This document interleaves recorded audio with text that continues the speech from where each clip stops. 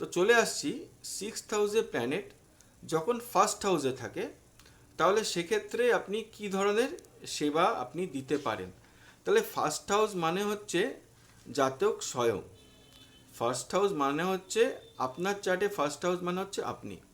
তো সেখানে কি করতে হবে, আপনার যদি চার্টে ফার্স্ট সিক্সথ হাউসের প্ল্যানেট, সিক্সথ হাউসের লর্ড, সেটা যদি সিক্সথ হাউসের লর্ড, ভালো করে শুনুন, সিক্সথ হাউসের লর্ড যদি ফার্স্ট হাউসে আপনার থাকে, তাহলে কিন্তু আপনার চিন্তা ভাবনার মধ্যে অলওয়েজ সেবা ব্যাপারটা কিন্তু রাখতে হবে। এইটা যদি আপনি করতে পারেন তাহলে আপনাকে কোনো রেমেডি দেওয়ার দরকার নেই। অযথা কেন আপনি খরচা করবেন? আপনার চিন্তা ভাবনার মধ্যে কিন্তু আপনার সেবার যে ব্যাপারটা, সেই মনোভাব আপনাকে পোষণ করতে হবে। অর্থাৎ সবাইকে আমি সেবা করব, আমার সেবার মাধ্যমে সবাই উপকৃত হবে, এই মনোভাবটা আপনি পোষণ করবেন এবং সেই মতন আপনি আপনার অ্যাকশানটা নেবেন। তাহলেই কিন্তু সেখান থেকে আপনার রেমেডি হয়ে যাচ্ছে। এবং নিজের প্রতিও কিন্তু আপনাকে যত্নবান কিন্তু থাকতে হবে। নিজের প্রতি আপনি যত্নবান কিভাবে থাকবেন?